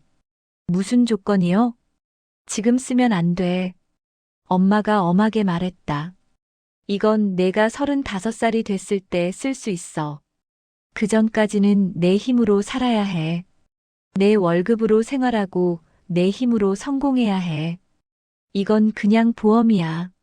만약을 위한. 왜요? 내가 물었다. 돈이 있다는 걸 알면 사람이 나태해져. 엄마가 내 눈을 똑바로 쳐다봤다. 노력하지 않게 돼. 그래서 35까지는 이게 있다는 것도 잊고 살아. 내 힘으로 성공해. 그리고 35이 됐을 때 내가 제대로 된 사람이 됐으면 그때 이걸 써. 나는 엄마 뜻을 이해했다. 엄마는 끝까지 나를 제대로 키우고 싶으신 거였다. 알겠어요, 엄마. 그렇게 할게요. 엄마가 웃으셨다. 우리 딸 믿어. 넌 잘할 거야. 나는 서류를 조심스럽게 봉투에 다시 넣었다. 그리고 엄마한테 돌려드렸다. 엄마가 보관하고 계세요. 제가 35살 되면 그때 주세요. 그 전까지는 저 이거 없는 줄 알고 살게요. 엄마가 고개를 끄덕이며 봉투를 받으셨다. 좋아. 그렇게 하자. 우리는 함께 웃었다. 나는 엄마가 자랑스러웠다. 끝까지 나를 생각해 주시는 엄마. 나를 망치지 않으려고 노력하시는 엄마. 나도 엄마처럼 되고 싶었다. 돈이 많아도 겸손하게, 사람을 돈으로 보지 않게, 검소하게 사는 엄마처럼. 주말에 엄마를 만났다. 동네 공원에서 엄마와 나는 벤치에 나란히 앉았다. 따뜻한 햇살이 비쳤다. 회사 생활 어때? 엄마가 물었다. 좋아요. 나는 웃으며 대답했다. 일도 재미있고 동료들도 좋고. 다행이네. 엄마가 내 손을 잡았다. 앞으로도 열심히 해. 네, 엄마. 우리는 한동안 말없이 앉아 있었다. 공원에 아이들이 뛰어놀고 있었다. 개를 산책시키는 사람들도 보였다. 평화로운 풍경이었다. 엄마. 응. 그날 이후로 강미숙 씨한테서 연락 온 적 있어요? 없어. 엄마가 고개를 저었다. 처음에 몇 번 전화 왔었는데 받지 않았어. 그랬구나. 나도 박민준 오빠한테서는 더 이상 연락이 없었다. 처음 몇 달은 문자가 왔지만 이젠 오지 않는다. 완전히 끝난 거였다. 가끔 그립긴 하다. 2년 동안 함께한 시간, 그 추억들. 하지만 후회하지 않는다. 엄마가 내 어깨를 감싸주셨다. 잘한 거야. 맞는 선택이었어. 내 엄마. 나는 엄마 어깨에 기댔다. 따뜻했다. 우리는 한참을 그렇게 앉아 있었다. 공원에 바람이 불었다. 나뭇잎이 바스락거렸다. 봄이었다. 새로운 시작의 계절. 나는 새로운 삶을 살고 있었다. 박민준 오빠 없이. 하지만 엄마와 함께. 그리고 나 자신과 함께. 충분했다. 어느 날, 나는 퇴근하고 집에 가는 길이었다. 버스에서 내려 집으로 걸어가고 있었다. 그때 앞에 익숙한 모습이 보였다. 엄마였다. 엄마가 동네 슈퍼 앞에서 박스를 정리하고 계셨다. 나는 멈춰섰다. 예전 같았으면 부끄러워서 피했을 것이다. 하지만 이제는 달랐다. 나는 엄마한테 다가갔다. 엄마, 어지은아. 엄마가 고개를 들어 나를 보셨다. 왔니? 네. 나는 엄마 옆에 섰다. 도와드릴게요. 나는 박스를 함께 정리하기 시작했다. 엄마가 놀란 표정으로 나를 봤다. 괜찮아. 엄마 혼자 할 수 있어. 아니에요. 나는 웃으며 말했다. 같이 해요. 우리는 함께 박스를 정리했다. 지나가는 사람들이 우리를 쳐다봤다. 하지만 상관없었다. 부끄럽지 않았다. 엄마는 일부러 박스를 주우신 거니까. 사람들의 태도를 보기 위해. 그리고 나한테 교훈을 주기 위해. 돈이 전부가 아니라는 걸. 사람은 마음이 중요하다는 걸.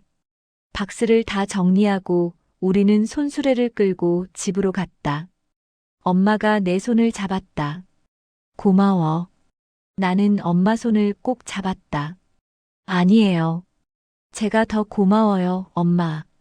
집에 와서 엄마가 라면을 끓여주셨다. 우리는 함께 라면을 먹었다. 맛있었다. 세상 어떤 음식보다 맛있었다. 엄마와 함께 먹는 라면. 낡은 빌라에서, 좁은 식탁에서. 하지만 행복했다. 라면을 다 먹고 우리는 거실에 앉아 TV를 봤다. 뉴스가 나오고 있었다. 55그룹 관련 뉴스. 신규 사업. 해외 진출. 엄마 회사였다. 신기했다. 엄마. 응. 언젠가 저도 엄마처럼 될 수 있을까요? 엄마가 나를 돌아보셨다. 어떻게? 성공해도 겸손하고, 돈이 많아도 검소하고, 사람을 돈으로 보지 않는 사람. 엄마가 피식 웃으셨다. 넌 이미 그런 사람이야. 내가 그렇게 키웠으니까. 나는 엄마를 안았다. 엄마도 나를 안아주셨다. 우리는 한참을 그렇게 있었다. TV에서는 계속 뉴스가 흘러나왔다. 하지만 우리는 신경 쓰지 않았다. 그냥 서로를 안고 있었다. 엄마와 나. 우리는 함께였다. 그게 전부였다. 2년이 더 지났다. 나는 이제 팀장이 됐다. 30살. 마케팅팀 팀장 이지은. 나만의 팀을 이끌고 있었다. 어려운 일도 많았지만 보람도 컸다. 후배들을 가르치고 프로젝트를 이끌고 성과를 내고 회사에서 인정받았다. 엄마는 여전히 구로동 빌라에서 사셨다. 여전히 검소하게. 가끔 박스도 주우시고. 나는 일주일에 한 번은 엄마를 찾아갔다. 함께 저녁을 먹고 이야기하고. 그 시간이 제일 행복했다. 연애는 아직도 안 했다. 바쁘기도 했고. 아직 좋은 사람을 못 만났다. 급할 것도 없었다. 천천히 기다리면 됐다. 언젠가는 만나겠지. 나를 있는 그대로 봐주는 사람. 돈이 아니라 사람을 보는 사람. 엄마가 가르쳐준 대로 나도 그런 사람을 찾을 것이다. 오늘은 중요한 회의가 있었다. 신규 사업 제안. 나는 회의실에서 발표를 했다. 임원들 앞에서 당당하게, 자신있게. 발표가 끝나고 박수가 터졌다. 좋습니다. 이대로 진행하죠. 임원이 말했다. 나는 고개를 숙였다. 감사합니다. 회의가 끝나고 나는 엄마한테 전화했다. 엄마 오늘 발표 잘 끝났어요. 그래. 잘했구나. 엄마 목소리가 따뜻했다. 오늘 저녁에 갈게요. 함께 먹어요. 그래, 기다릴게. 나는 기분 좋게 하루를 마쳤다. 엄마 60번째 생일이었다. 나는 엄마를 모시고 레스토랑에 갔다. 그날의 그 레스토랑. 상견례를 했던 곳. 엄마가 물었다. 왜 하필 여기? 추억의 장소잖아요. 나는 웃으며 말했다. 나쁜 추억인데. 엄마가 웃으셨다. 아니에요. 나는 고개를 저었다. 그날이 있었기에 제가 배웠어요. 사람을 보는 법을, 돈이 전부가 아니라는 것을. 엄마가 내 손을 잡았다. 우리 딸 다 컸네. 우리는 프라이빗 룸으로 안내받았다. 그날 그 자리. 하지만 이번엔 달랐다. 우리 둘만, 엄마와 나. 음식이 나왔다. 고급 코스 요리. 하지만 우리는 편안하게 먹었다. 3년 전과는 다르게, 당당하게. 식사를 마치고 케이크가 나왔다. 작은 케이크에 촛불이 켜져 있었다. 생일 축하합니다. 나는 노래를 불렀다. 엄마 한서희. 생일 축하해요. 엄마가 촛불을 껐다. 무슨 소원 빌었어요? 비밀. 엄마가 웃으셨다. 우리는 케이크를 나눠 먹었다. 달콤했다. 엄마. 응. 사랑해요. 나도 사랑해. 우리 딸. 이 순간이 영원했으면 좋겠다고 생각했다. 엄마와 함께하는 시간. 그게 제일 소중했다. 5년이 흘렀다. 나는 35살이 됐다. 그리고 결혼을 앞두고 있었다. 2년 전에 만난 사람. 회사 거래처 담당자. 처음 만났을 때부터 느낌이 좋았다. 겸손하고 따뜻한 사람. 돈이나 집안을 따지지 않았다. 나라는 사람을 봐줬다. 우리는 천천히 사귀었다. 급하게 서두르지 않았다. 서로를 알아가는 시간을 가졌다. 그리고 작년에 프러포즈를 받았다. 물론 예스라고 대답했다. 오늘은 결혼식 날. 나는 웨딩드레스를 입고 있었다. 순백의 드레스. 거울 속 내 모습이 낯설었다. 엄마가 뒤에서 베일을 정리해 주셨다. 예쁘다. 엄마가 조용히 말씀하셨다. 우리 딸 정말 예쁘다. 고마워요, 엄마. 나는 거울 속 엄마를 바라봤다. 엄마도 한복을 입고 계셨다. 우아하고 아름다우셨다. 엄마. 응. 사랑해요. 나도 사랑해. 엄마가 내 어깨를 안아주셨다. 행복하렴. 네. 나는 눈물이 날 것 같았다. 하지만 참았다. 화장 지워지면 안 되니까. 노크 소리가 들렸다. 신부님 시간입니다. 알겠습니다. 나는 엄마 손을 잡고 문을 열었다. 복도에 신랑이 기다리고 있었다. 예복을 입은 그가 환하게 웃었다. 예쁘다. 고마워. 나도 웃었다. 우리는 손을 잡고 식장으로 걸어갔다. 문이 열리고 입장 음악이 흘러나왔다. 하객들이 일어나 박수를 쳤다. 나는 신랑과 함께 버질로드를 걸었다. 엄마가 뒤에서 따라오셨다. 행복했다. 피로연이 시작됐다. 하객들이 축하해 주러 왔다. 회사 동료들도 왔고, 친구들도 왔다. 엄마 지인들도 많이 오셨다. 5호그룹 임원들도 보였다. 모두 축하해줬다. 축하합니다. 행복하세요. 고맙습니다. 나는 계속 인사했다. 그런데 문득 낯익은 얼굴이 보였다. 박민준 오빠였다. 오빠가 축하 화환을 들고 서 있었다. 나는 놀라서 오빠에게 다가갔다. 오빠, 왔구나. 오빠가 웃었다. 축하해 지은아. 고마워요. 나는 진심으로 말했다. 와줘서 고마워요. 당연하지. 오빠가 화환을 건넸다. 행복하게 살아. 내 오빠도요. 오빠는 잠시 나를 바라보다가 고개를 끄덕였다. 그리고 돌아서서 나갔다. 신랑이 내 옆에 왔다. 누구야? 예전에 사귀던 사람이에요. 나는 솔직하게 말했다. 축하해주러 왔네. 좋은 사람인가 봐. 그런 것 같아요. 나는 오빠 뒷모습을 바라봤다. 오빠도 좋은 사람 만났으면 좋겠다. 행복했으면 좋겠다. 피로연이 계속됐다.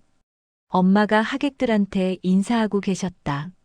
엄마를 보니 가슴이 뭉클했다. 평생 나를 위해 사신 엄마. 겸손하고 지혜롭게 나를 키우신 엄마. 나는 엄마한테 다가가 안겼다.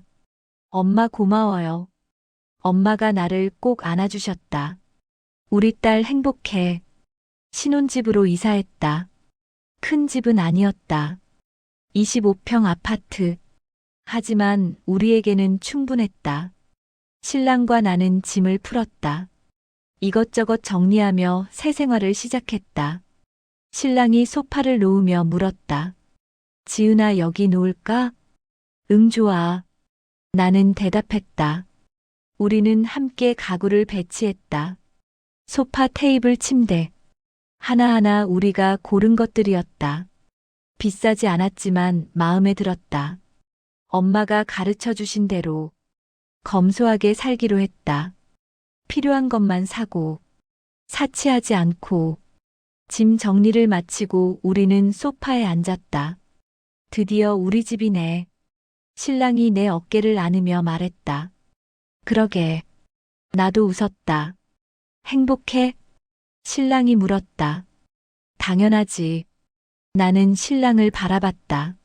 너랑 결혼해서 정말 행복해. 나도. 신랑이 내 이마에 키스했다. 우리는 한동안 그렇게 앉아 있었다. TV를 켜고 뉴스를 봤다. 평범한 저녁. 하지만 특별했다. 이제 우리는 가족이었다. 엄마한테 전화했다. 엄마, 저희 이사 다 끝났어요. 그래. 잘 됐네. 엄마 목소리가 따뜻했다. 시간 되면 한번 놀러 오세요. 그래, 갈게. 신랑한테 잘해줘야 해. 알아요. 나는 웃으며 대답했다. 전화를 끊고 신랑을 봤다. 신랑이 부엌에서 라면을 끓이고 있었다. 밥 안 먹었으니 라면이라도 먹자고. 고마워. 나는 식탁에 앉았다. 신랑이 라면을 가져왔다. 우리는 마주 앉아 라면을 먹었다. 맛있었다. 역시 라면이 최고야. 신랑이 웃었다. 그러게. 나도 웃었다. 엄마와 먹던 라면. 이제는 신랑과 함께 행복했다. 주말에 엄마를 만났다. 동네 공원에서 엄마와 나는 벤치에 나란히 앉았다. 석양이 지고 있었다. 아름다웠다. 결혼 생활 어째? 엄마가 물었다. 좋아요. 나는 웃으며 대답했다. 신랑이 잘해줘요. 다행이네. 엄마가 내 손을 잡았다. 앞으로도 행복하게 살아. 네, 엄마. 우리는 한동안 말없이 앉아 있었다. 석양이 점점 지고 있었다. 주황빛 하늘.